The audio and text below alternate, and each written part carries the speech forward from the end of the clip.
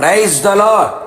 రక్షణ ఆశ్రయ దుర్గమైన యేసుక్రీస్తు ప్రభుల వారి శుభనామములో మీకు రక్షణ, సంతోషము, ఆశీర్వాదము, ఆనందము, స్వస్థత కలుగునుగాక. ఈ దినపు యేసయ్య జీవపు మాట. సమూయేలు రాసిన 2వ గ్రంథం 22వ అధ్యాయం 3వ వాక్య భాగం. నేను ఆయనను ఆశ్రయించుదును. యేసయ్య పాద సన్నిధిలో నిలిచి ప్రతి విషయములో ఆయన నామమున ప్రార్థన చేయుచు ఆయననే ఆశ్రయించి ఆయన ద్వారా సమస్తమును పొందుచు అన్ని విషయములలో ఆశీర్వాదమును అనుభవిస్తూ అనేకులకు ఆశీర్వాదకరముగా నిలిచి ఆయన కొరకు సాక్షిగా బ్రతుకుచున్న నా దేవుని ప్రియ దైవ జనాంగమా, యేసయ్య మనకు ఆశ్రయ దుర్గమై ఉన్నాడు. నిరాశ్రయులకు ఆశ్రయమైన వాడు, నిరాధారులకు ఆధారమైన వాడు. ఆయన యొద్దకు వచ్చు వారిని త్రోసివేసే దేవుడు కానే కాదు.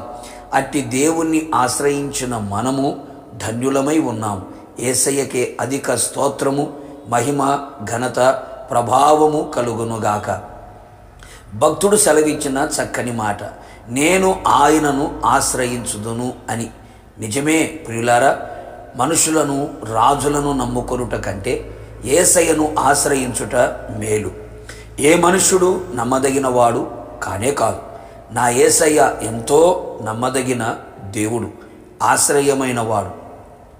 నా ప్రియ దేవుని బిడ్డ, నీ శ్రమలలో, బాధలలో, రోగములలో, ఇరుకు ఇబ్బందులలో, ఇక్కట్లలో, నిరాశలో, కన్నీళ్లలో, పలు విధములైన శోధనలలో, ఆపదలలో, మరణకరమైన పరిస్థితులలో, శత్రువు యొక్క బెదిరింపులలో, ఎలాంటి ప్రతికూలమైన పరిస్థితులలో ఎవరిని ఆశ్రయించినా ప్రయోజనము లేదు.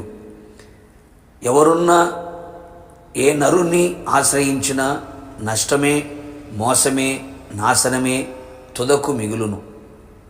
నా యేసయ్యను ఆశ్రయించిన ఎడల నీకు అన్ని విధములుగా మేలు చేయును. అందుకే భక్తుడు ఆయనను ఆశ్రయించెను.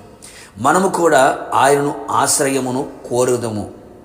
ఆయనను ఆశ్రయించు వారందరూ ధన్యులు. ఆయనను ఆశ్రయించు వారందరూ సంతోషించెదరు.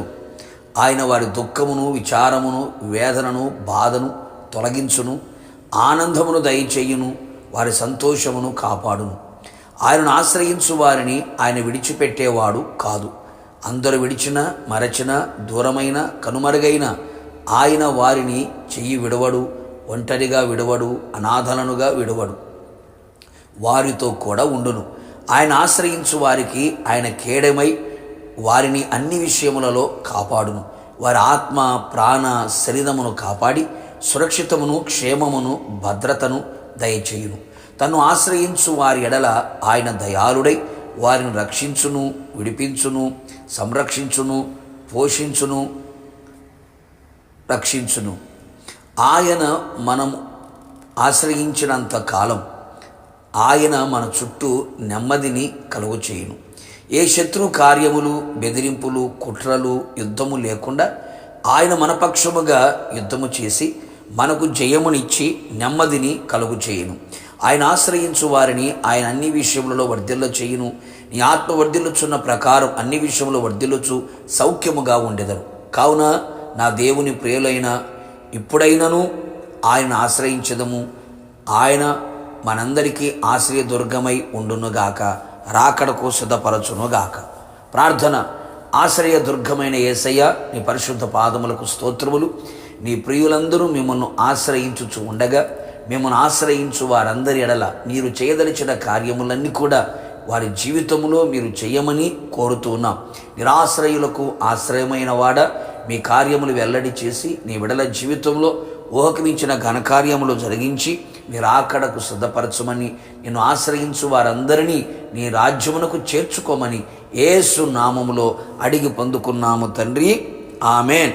నిశ్చయముగా మీరును మీ కుటుంబ సభ్యులందరూ యేసయ్యను మాత్రమే ఆశ్రయించుదురు గాక, పరమునకు సిద్ధపరచబడుదురు గాక. God bless you.